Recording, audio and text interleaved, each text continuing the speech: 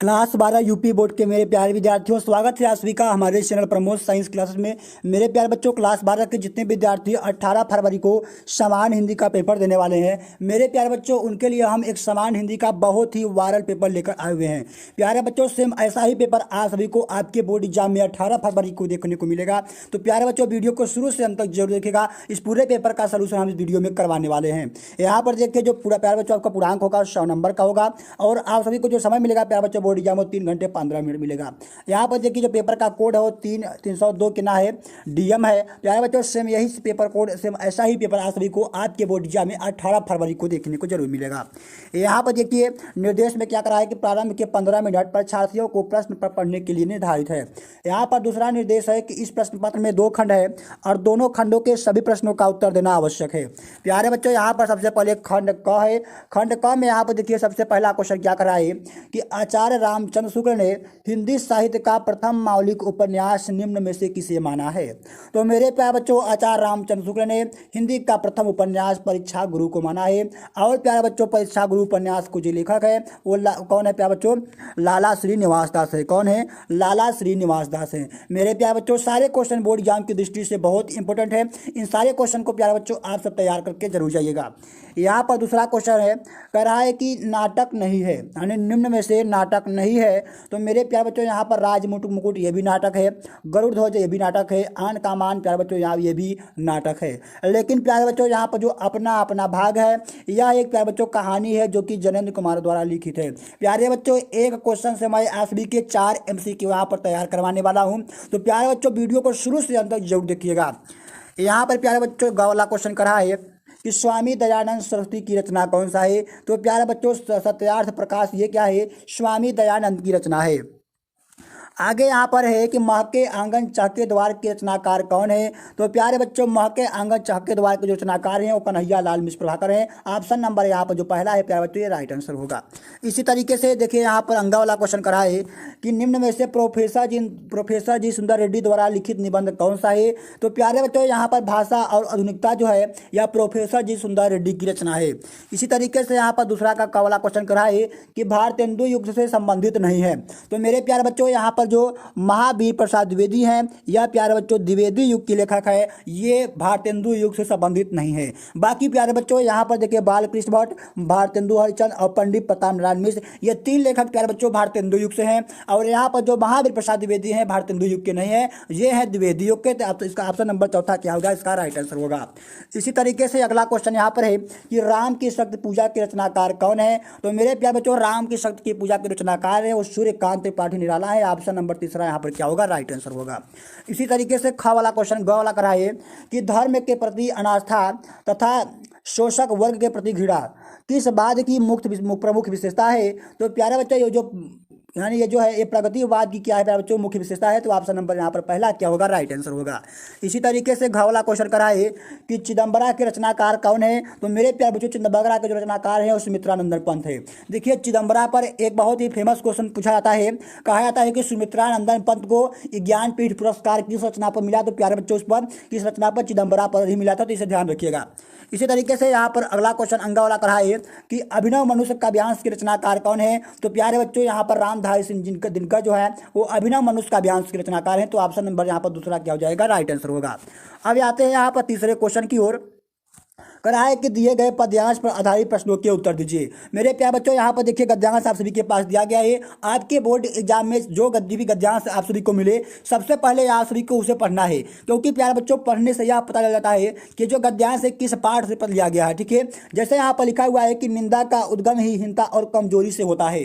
मनुष्य अपनी हिंसा से दबता है और वह दूसरों की निंदा करके ऐसा अनुभव करता है कि वे सब निष्कृष्ट हैं और उनसे अच्छा है। उसके आम को इतनी दृष्टि होती है, बड़ी लकीर को मिटाकर छोटी लकीर बनती है। ज्यों ज्यों कर्म क्षीण होता जाता है त्यों तो निंदा प्रवृत्ति बढ़ती जाती है। कठिन कर्म इसका देश उनसे निंदा का को मारता है। मेरे प्यारे बच्चों, इस गद्यांश में एक चीज गौर करेंगे कि यहाँ पर देखिए कई बार निंदा आया, यहाँ पर देखिए निंदा, और प्यारे बच्चों यहाँ पर भी देखिए निंदा आया है, और यहाँ पर भी निंदा आया है, और यहाँ पर भी देखिए निंदा आया है। यानी इस गद्यांश में कई जगह पर निंदा आया है। इससे यह सिद्ध होता है प्यारे बच्चों, ये जो गद्यांश है निंदा रस से लिया गया है और निंदा रस के जो लेखक है प्यारे बच्चों वो हरिशंकर परसाई जी हैं। ठीक है, तो इस प्रकार से देखिए यहाँ पर पहला क्वेश्चन क्या करा है, कि उपयुक्त गद्यांश के पाठ और लेखक का नाम लिखिए। तो यहाँ पर लिखेंगे उपयुक्त गद्यांश के जो नाम है वो निंदा रस है, और पाठ का जो लेखक है बच्चों कौन है, हरिशंकर परसाई जी हैं। इस तरीके से आप सभी को इस क्वेश्चन का आंसर देना होगा। इसी प्रकार से देखिए यहाँ पर दूसरा क्वेश्चन करा है कि रेखांकित अंश की व्याख्या कीजिए। तो यहाँ पर देखिए आपके गद्यांश में कुछ रेखांकित अंश किया गया है। यहाँ देखिए बड़ी लकीर से लेकर प्रवृत्ति बढ़ती है यहाँ तक क्या है, यहाँ पर अंडरलाइन किया गया है। तो इसे क्या कहेंगे प्यारे बच्चों, हम सब रेखांकित अंश कहेंगे। तो देखिए इसको अपने शब्दों में इसका आप सभी को व्याख्या करना होगा। आप यहाँ पर लिखेंगे रेखांकित अंश की व्याख्या, ठीक है। उत्तर हेडर डालेंगे और इसमें लिखेंगे कि बड़ी लकीर को मिटाकर छोटी लकीर बनती है, ऐसा कार्य कर्महीन व्यक्ति ही करता है।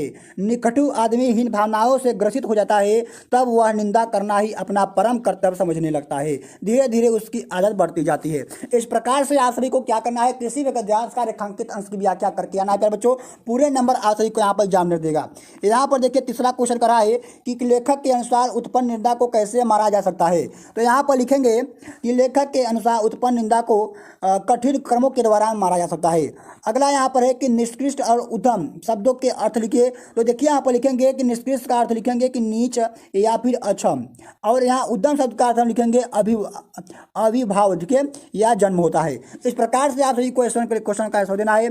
पांचवा क्वेश्चन यहाँ पर करा है कि उपर्युक्त गद्यांश में लेखक ने किस शैली का प्रयोग किया है। तो यहाँ पर लिखेंगे कि उपर्युक्त गद्यांश में लेखक ने व्यंग शैली का उपयोग किया है, ठीक है। अब देखिए यहाँ पर चौथा वाला क्वेश्चन करा है कि दिए गए पद्यांश पर आधारित निम्नलिखित प्रश्नों के उत्तर दीजिए। यहाँ पर है कि मुझे फूल मत मारो, मैं अबला बाला वियोगिनी, होकर मधु के मीत मदन, पर तुम कटु गलर नगारो, मुझे विकलता तुम्हें विफलता, ठहरो श्रम परिहारो, नहीं भोगिनी मैं या कोई जो तुम जल पसारो, बाल हो तो सिंदूर बिंदु यह नेत्र निहारो। आगे लिखेंगे, यहाँ पर लिखा है कि रूप दर्प कंदर्प तुम्हें मेरे प्रति परवारो, लोह या मेरी चरण धूली उस रति के सिर पर धारो। इस तरीके से प्यारे बच्चों यहाँ पर गद्यांश लिखा हुआ है। पहला क्वेश्चन क्या करा है, किराए के उपयुक्त पद्यांश का संदर्भ लिखिए। तो देखिए संदर्भ लिखने के लिए आपको दो चीज पता होना चाहिए, इस गद्यांश का पाठ और पाठ के लेखक का नाम। तो यहाँ पे देखिए जो गद्यांश है इस पाठ का नाम है प्यारे बच्चों कैकेयी का अंताप, और जिसके रचनाकार हैं मैथिली शरण गुप्त जी हैं। तो लिखेंगे इसका संदर्भ भी पाठ का यानी प्रयुक्त पद्यांश हमारी पाठ्य पुस्तक हिंदी के काव्यखंड में संकलित कैकेयी के अनुताप नामक शीर्षक से लिया गया है, और इसके रचनाकार या फिर रचयिता मैथिली शरण गुप्त जी हैं। इस प्रकार से आप सभी को इसका संदर्भ लिख कर आना है प्यारे बच्चों। इसी तरीके से देखिए यहाँ पर दूसरा क्वेश्चन क्या करा है कि रेखांकित अंश की व्याख्या कीजिए। अब देखिए रेखांकित अंश की व्याख्या रटना नहीं है, आप सभी को अपने शब्दों में उसका व्याख्या करके आना है बच्चों, 3 से 4 लाइन में, ठीक है। यहाँ जैसे देखिए लिखा है कि यदि तुम शक्ति हो तो, यदि तुम में शक्ति हो तो यह शिव के नेत्र के समान सभी बथाओं को भस्म कर देने वाली मेरे सिंधु बिंद को देखो। फिर उर्मिला कहती है कि कामदेव यदि तुम्हें अपने रूप सौंदर्य का घमंड हो तो तुम अपने रूप सौंदर्य को मेरे प्रति के न्यौछावर कर दो, क्योंकि तुम उनके चरणों के धूल के समान हो। यदि तुम्हें अपनी पत्नी के रूप का सौंदर्य पर घमंड हो तो लो मेरे चरणों की धूल जैसे तुम अपने पत्नी के सिर पर लगा देना। उर्मिला कहती है कि तुम मुझे विचलित करने में कभी सफल नहीं हो सकते हो। इस प्रकार से आप सभी को रेखांकित अंश की व्याख्या करना होगा। अब देखिए तीसरा क्वेश्चन क्या करा है कि प्रस्तुत पद्यांश में उर्मिला ने अपने सिंधु बिंद को किसके समान बताया है। तो लिखेंगे कि प्रस्तुत पद्यांश में उर्मिला ने अपने सिंधु बिंद को शिव के नेत्र के समान बताया है। आगे देखिए यहाँ पर चौथा क्वेश्चन लिखेंगे, करा है कि होकर मधु के मीत मदन में प्रयुक्त पंक्ति में कौन सा अलंकार है। प्यारे बच्चों यहाँ पर देखिए लिखा है कि मध मीत मदन। तो यहाँ पर देखिए यम यानी म वर्ड की क्या हुई है, 3 बार आवृत्ति हुई है, जिससे यहाँ पर क्या है प्यारे बच्चों अनुप्रास अलंकार है, ठीक है। इसी प्रकार से देखिए यहाँ पर अगला क्वेश्चन है, करा है कि मैं अबला बाला वियोगिनी कुछ दया विचारो। इस पंक्ति में कौन सा रस है। तो प्यारे बच्चों देखिए इसमें क्या है, वियोग श्रृंगार रस है, ठीक है, जिसे विप्रलंग श्रृंगार कहते हैं। अब देखिए यहाँ पर पांचवा क्वेश्चन करा है कि निम्नलिखित में से किसी एक लेखक का साहित्यिक परिचय देते हुए उनकी प्रमुख कृतियों का उल्लेख कीजिए। तो जैसे यहाँ कन्हैया लाल मिश्र प्रभाकर हैं, हरिशंकर परसाई जी हैं, डॉक्टर APJ अब्दुल कलाम जी हैं। तो देखिए मैं यहाँ पर आप सभी को हरिशंकर परसाई जी का साहित्यिक परिचय बताने वाला हूँ। बाकी 2 का प्यारे बच्चों जो कवि हैं लेखक हैं उनका आप सभी को अपने से तैयार कर लेना है किताब से। अब देखिए यहाँ पर लिखेंगे कि हरिशंकर परसाई का जन्म मध्य प्रदेश के होशंगाबाद जिला 5 अंतर्गत जामनी नामक स्थान पर हुआ था सन 1922 ईस्वी में।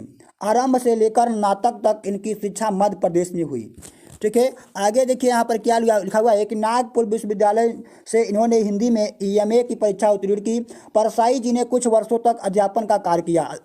अध्यापन कार्य के साथ इन्होंने साहित्य सृजन आरंभ किया। साहित्य सृजन के में बाधक जानकर नौकरी से तिलांजी देकर ये स्वतंत्रतापूर्वक साहित्य सृजन में कार्य में जुट गए।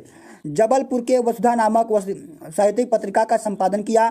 देखिए वसुधा नामक पत्रिका के जो लेखक कभी पूछा था तो ये इन्होंने किया था, हरिशंकर परसाई जी ने किया था। आगे लिखेंगे संपादन किया और प्रकाशन आरंभ किया, परंतु आर्थिक घाटे के कारण उन्हें पत्र का प्रकाशन बंद कर देना पड़ा। इनकी रचनाएं शताब्दिक हिंदुस्तान, धर्मयुग आदि पत्रिकाओं में नियमित रूप से प्रकाशित होती रहती थी। परसाई जी ने व्यंग प्रधान ललित निबंधों की रचना की।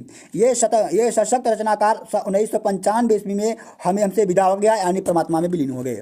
अब इनका देखिए प्रमुख रचनाएं हेड जानेंगे, उसमें लिखेंगे जैसे कहानी संग्रह हो गई, हंसते हैं रोते हैं जैसे उनके धुन फिरे, उपन्यास हो गया, रानी नागफनी की कहानी हो गया, अवतट की खोज हो गया। यहाँ पर देखिए निबंध है जो कि भूत के पांव पीछे, बेईमान की प्रत, तब की बात तब और थी, पगडंडियों का जमाना, सदाचार की ताबीज, शिकायत मुझे मत करो और अंत में। ये सारे प्यार बच्चों प्रमुख रचनाएं हैं हरिशंकर परसाई जी की। अब देखिए थोड़ा सा आप सभी को इनका साहित्यिक परिचय लिखना होगा। लिखेंगे कि हरिशंकर परसाई जी को अपने छात्र जीवन से साहित्य से विशेष लगाव रहा, अतः अध्ययन समाप्ति के साथ इनका साहित्यिक जीवन आरंभ हो जाता है। इन्होंने आगे लिखेंगे इन्होंने उपन्यास, कहानी, निबंध लिखकर हिंदी की सेवा की। भूत के पांव पीछे, सदाचार की ताबीज और निठल्ले की डायरी जैसे निबंधों और रानी नागफनी की कहानी, तट की खोज आदि उपन्यास का इन्होंने रचना की। ठीक है। अब देखिए यहाँ पर खबला क्वेश्चन करा है कि निम्नलिखित में से किसी एक कवि का साहित्यिक परिचय देते हुए इनकी प्रमुख कृतियों का उल्लेख कीजिए। अधिकतम शब्द सीमा जो है यहाँ पर 80 शब्द है। जैसे यहाँ पर है जयशंकर प्रसाद जी हैं, सुमित्रानंदन पंत जी हैं और सच्चिदानंद हीरानंद वात्स्यायन अज्ञे जी हैं। तो क्या करेंगे, मैं आपको इस वीडियो में बता रहा हूँ सुमित्रानंदन पंत जी का, बाकी आप अज्ञे का और जयशंकर प्रसाद जी का तैयार कर लीजिएगा। जैसे यहाँ पर लिखेंगे कि प्रकृति के सुकुमार भावनाओं के कवि सुमित्रानंदन पंत का जन्म उत्तराखंड के अल्मोड़ा जिला के अंतर्गत कौसानी नामक ग्राम में 1900 ईस्वी में हुआ था। जन्म के कुछ घंटों बाद ही इनकी मां का निधन हो गया। इनके पिता का नाम गंगादत्त पंत था। प्रारंभिक शिक्षा पूर्ण कर 1919 में प्रयाग के मेयोर सेंट्रल कॉलेज में अध्ययन के लिए प्रवेश किया, किंतु गांधी जी के असहयोग आंदोलन से प्रभावित होकर विद्यालय छोड़ दिए। आगे यहाँ पर लिखेंगे कि पंत जी ने इलाहाबाद से निकलने वाली प्रगतिशील विचारों पत्रिका का रूपाभ का कुशल संपादन किया। अनेक वर्षों तक आप आकाशवाणी के उच्च पद पर आसीन रहे। इधर आगे लिखेंगे, यहाँ पर लिखेंगे कि अवाहित रहकर पंत जी ने अपना संपूर्ण जीवन माँ भारती के चरणों में समर्पित कर दिया। कविता में अपनी रुचि बालकाल से ही थी। पंत को कला और बूढ़ा चांद पर साहित्य अकादमी पुरस्कार और लोकायतन पर सोवियत लैंड नेहरू पुरस्कार और चिदम्बरा पर इनको ज्ञानपीठ पुरस्कार प्राप्त हुआ। भारत सरकार ने इन्हें पद्म भूषण की उपाधि से अलंकृत किया। माँ भारत की यह सपूत 1977 ईस्वी में सदैव हमेशा हम लोगों को छोड़कर चला गया। और यहाँ लिखेंगे कि पंत जी की प्रमुख रचनाएं जैसे लोकायतन हो गई, बीड़ा हो गई, पल्लव हो गई, गुंजन हो गई, स्वर्ण धूलि हो गई, स्वर्ण किला हो गई, युगपथ उत्तरा, अंतिमा युगांत युवाड़ी ग्राम्या, ये सब क्या है प्यारे बच्चों सुमित्रानंदन पंत की प्रमुख रचनाएं हैं। ठीक है। यहाँ पर देखिए छठवां क्वेश्चन करा है, यहाँ पर कहा है कि बहादुर अथवा लाठी कहानी के उद्देश्य अपने शब्दों में लिखिए। या फिर प्यारे बच्चों यहाँ पर अथवा में कह रहा है कि ध्रुवतारा कहानी की कथा वस्तु संक्षेप अपने शब्दों में लिखिए। तो प्यारे बच्चों देखिए बहादुर कहानी, लाठी कहानी, पंचलाइट कहानी और ध्रुवतारा कहानी, इन 4 कहानियों को मैंने कुछ दिन पहले ही बता रखा है। आप जाइए उन वीडियो को देखकर प्यारे बच्चों आप 4 कहानियों को एक ही वीडियो में तैयार कर सकते हैं। इस वीडियो में आप सभी को यहाँ पर लाठी कहानी का उद्देश्य बताने वाला हूँ। तो देखिए लिखेंगे लाठी कहानी का उद्देश्य हेडिया लेंगे, उसमें लिखेंगे कि पति के बिना मध्यवर्गीय समाज में अकेली रहने वाली जीवन के त्रासद को दिखावा कहानी का उद्देश्य रहा। यह भी संदेश लेखिका ने दिया है कि आज महिला ही महिला के शोषण में लगी हैं, अतः उन्हें अपने दृष्टिकोण में परिवर्तन करते हुए उनके साथ सहयोग करते हुए अपनी उन्नति के आगे लिखेंगे कि मार्ग में प्रस्तुत करना चाहिए। एक उद्देश्य लेखिका का यह भी है कि यदि क्षय रोग जैसे असाध्य रोग में परिजनों का असहयोग सहानुभूति रोगी को मिले तो व्यक्ति को मृत्यु से बचाया भी जा सकता है। एक दिन लंबी चौड़ी देह वाली नेपाली भाभी अचानक दम तोड़ देती है, किंतु रुई के फाये जैसी बानों का क्षय रोग बाल का बांका न रह सका। इस तरीके से प्यारे बच्चों आप सभी को 80 शब्दों में कहानी जो लाठी कहानी है उसका उद्देश्य लिख कर आना होगा। 7वां क्वेश्चन यहाँ पर कह रहा है कि स्वपठित खंड काव्य के आधार पर किसी एक खंड के एक प्रश्न का उत्तर दीजिए, अधिकतम शब्द सीमा 80 शब्द। तो मेरे प्यारे बच्चों जो खंड काव्य है वो अलग अलग जिले में, यूपी के जो अलग अलग जिले हैं उसमें अलग अलग देखिए खंड काव्य चलता है। तो आपके जिले में जो भी खंड काव्य चलता होगा आप लोग उसे तैयार करके जाइएगा और उसी का आंसर आप सभी को आपके बोर्ड एग्जाम में देना होगा। ठीक है, अब देखिए यहाँ पर क्या है, यहाँ पर है आप सभी का खंड ख। ठीक है, क्या है यहाँ पर खंड ख है और इसमें 8वां क्वेश्चन करा है कि दिए गए संस्कृत गद्यांशों में से किसी एक का सशब्द हिंदी में अनुवाद कीजिए। जैसे यहाँ पर है कि संस्कृत साहित्य आदि कवि वाल्मीकि, महर्षि व्यास, कवि कुलगुरु कालिदास, अन्य च भाषा भारवी भवबुद्धियो महाकाव्य स्वीकीय ग्रंथे अद्याप पाठकानां हृदय विराजन्ते इयं भाषा अस्मा मातरम सम्माननीया वंदनीया च यतो भारतु स्वातंत्र्य गौरव अखंडत्वं संस्कृत व्यापकत्वं। यहाँ पर लिखेंगे संस्कृत नए सुरक्षित सकंते। जैसे प्यारे बच्चों यहाँ पर है, अब देखिए आप सभी को क्या करना है, इसका संदर्भ लिखना है और इसका हिंदी में अनुवाद करना है। तो देखिए संदर्भ लिखने के लिए सबसे पहले प्यारे बच्चों आप सभी को इस जो गद्यांश यहाँ पर दिया गया है इसका आप सभी को प्यारे बच्चों इसका पाठ का नाम पता होना चाहिए। तो आप सभी को बता दूँ जो गद्यांश है संस्कृत भाषा या महत्वम से लिया गया है। तो इसका आप लोग यहाँ पर संदर्भ लिखेंगे कि प्रस्तुत संस्कृत गद्यांश हमारी पाठ्य पुस्तक हिंदी के संस्कृत खंड में संकलित संस्कृत भाषा या महत्वम पाठ से लिया गया है। इस तरीके से आप सभी को इसका संदर्भ लिखना होगा। आप अब लिखेंगे हिंदी में अनुवाद। जैसे मैं आप सभी को समझाता हूँ, यहाँ पर लिखेंगे कि संस्कृत साहित्य के आदि कवि वाल्मीकि, महर्षि व्यास, कवि कुलगुरु कालिदास, अन्य महान कवि अपने ग्रंथों के द्वारा आज भी पाठकों के हृदय में विराजमान है। इयम माने या भाषा माने भाषा, अस्वा माने हमारी, मात माने मातृ माने माता के समान, सम्माननीय माने सम्माननीय, वंदनीय माने वंदनीय, च माने और, यतो माने जिस प्रकार भारत मातु माने भारत माता के, स्वतंत्र माने स्वतंत्रता के, गौरव माने गौरव का, यानी यह भाषा हमारे माता के समान सम्माननीय और वंदनीय है जिस प्रकार भारत माता का स्वतंत्रता का गौरव है। अखंडत्वम संस्कृत के ही सुरक्षित हो सकता है। ठीक है, अब देखिए यहाँ पर क्या है, इस तरीके से आप सभी को प्यारे बच्चों इसका स्क्रीनशॉट लीजिए, अपने शब्दों में प्यारे बच्चों इसका आप सभी को हिंदी में अनुवाद करके आना है। अब देखिए यहाँ पर क्या है, ख वाला क्वेश्चन कराए कि दिए गए श्लोकों में से किसी एक का सशब्द हिंदी में अनुवाद कीजिए। जैसे है कि जयंती महाभागा जन सेवा प्राय जराम्यंतुम नास्ति येता कृतने केचित। ठीक है, तो यहाँ इस तरीके से आप सभी के पास श्लोक दिया गया है। अब देखिए क्या करना है, आप सभी को इसका संदर्भ लिखना है। लिखेंगे कि प्रस्तुत संस्कृत श्लोक संस्कृत दिनदर्शिका के महामना मालवीय पाठ से अवतरित है। इसका हिंदी में अनुवाद करेंगे। यहाँ पर लिखेंगे कि जन सेवा में लगे महान पुरुष की जय हो, जिनके यश रूपी शरीर को कहीं भी बुढ़ापे तक या मृत्यु का भय नहीं होता है। इस तरीके से आप सभी को इसका हिंदी में अनुवाद करना होगा। यहाँ पर देखिए 9वां क्वेश्चन करा है कि निम्नलिखित मुहावरों और लोकोक्तियों में से किसी एक का अर्थ लिखकर वाक्य में प्रयोग कीजिए। जैसे है कि टेढ़ी खीर होना, बालू से तेल निकालना, घी का लड्डू ढेला बला और सम्राट में नहीं दोष गोसाई। ये देखिए मुहावरा और लोकोक्तियाँ हैं, इसका आप सभी को अर्थ लिखना होगा और इसका एक वाक्य में प्रयोग करना होगा। तो कैसे करेंगे, यहाँ पर देखिए सबसे पहले लिखेंगे जैसे यहाँ पर टेढ़ी खीर होना, तो आप सभी को इसका अर्थ लिखेंगे कि कठिन परिस्थिति यानी मुश्किल काम होना। वह इसका वाक्य में प्रयोग करेंगे कि परीक्षा के सवाल बहुत ही टेढ़ी की खीर होते हैं, इसलिए सभी छात्र परेशान हो जाते हैं। इस तरीके से वाक्य में प्रयोग करेंगे। अब देखिए यहाँ पर 10वां क्वेश्चन जो है प्यारे बच्चों का है अपठित गद्यांश पर आधारित प्रश्नों के उत्तर दीजिए। तो प्यारे बच्चों आप सभी के बोर्ड एग्जाम में एक अपठित गद्यांश आएगा। जिस तरीके से आप सभी के सिलेबस में प्यारे बच्चों यहाँ पर जो गद्यांश है सेम उसी प्रकार आप सभी को आपके बोर्ड एग्जाम में 5 नंबर का अपठित गद्यांश दिया जाएगा।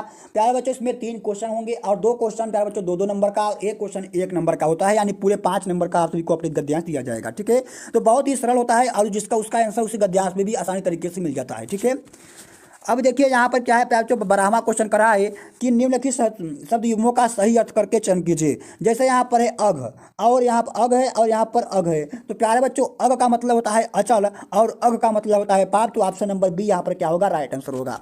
इसी तरीके से यहाँ पर देखिए अगला क्वेश्चन करा है कि पयोध और पयोध में क्या अंतर है, यानी इसका अर्थ क्या है। तो लिखेंगे देखिए पयोध का मतलब होता है बादल और पयोध का मतलब होता है समुद्र। तो ऑप्शन नंबर बी यहाँ पर क्या है, ये भी राइट आंसर होगा।